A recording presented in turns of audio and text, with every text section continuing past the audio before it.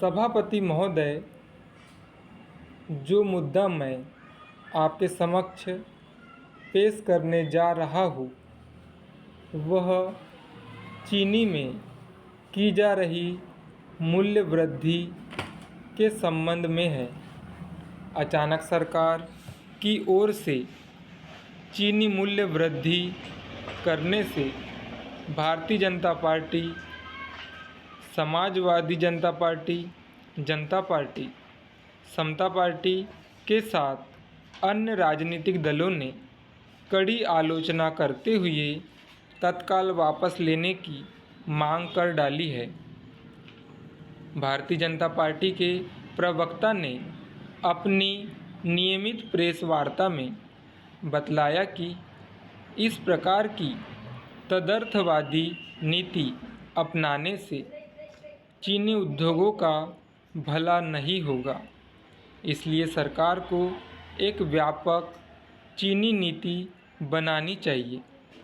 इस नीति के अंदर चीनी मिलों को लाइसेंस से लेकर निर्यात करने से संबंधित सब मुद्दों को शामिल किया जाना चाहिए। इस संबंध में सरकार का यह तर्क देना गलत है कि गन्ना उत्पादित करने वाले किसानों को लाभ पहुंचाने के उद्देश्य से हमने चीनी के मूल्य बढ़ाए हैं।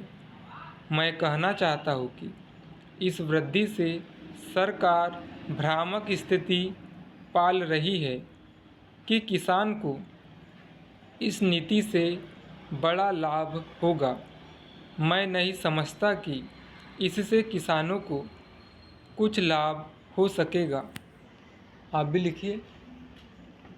उपसभापति महोदय, समाजवादी पार्टी के महासचिव ने चीनी के मूल्य में की गई इस वृद्धि का कड़ा विरोध करते हुए कहा है कि संयुक्त मोर्चा सरकार एक के बाद एक ऐसे अनुचित कदम उठाती जा रही है। सरकार के ये कदम आम जनता के लिए कष्टकर प्रतीत हो रहे हैं और मुझे ऐसा मालूम पड़ता है कि जनसाधारण के ऊपर भी भारी बोझ पड़ रहा है।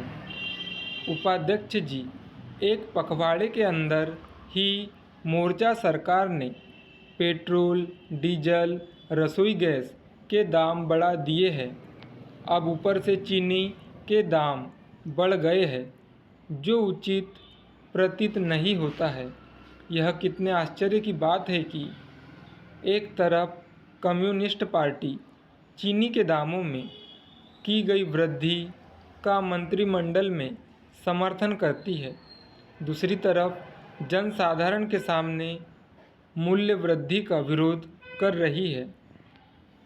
सुब्रमण्यम स्वामी ने आज सार्वजनिक वितरण प्रणाली के तहत वितरित होने वाली शक्कर के मूल्य में एक वर्ष के अंदर दूसरी बार वृद्धि करने पर सरकार के फैसले की कड़े शब्दों में निंदा की है।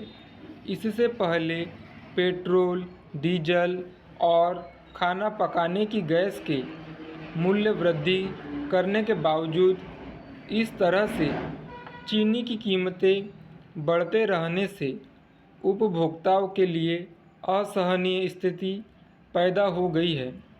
डॉक्टर स्वामी ने कहा कि एक ओर केंद्र सरकार ने सार्वजनिक वितरण प्रणाली के तहत वितरित होने वाली चीनी के मूल्य में वृद्धि कर दी, तो दूसरी ओर तमिलनाडु सरकार अपने गन्ना उत्पादक किसानों की रक्षा में विफल हुई है।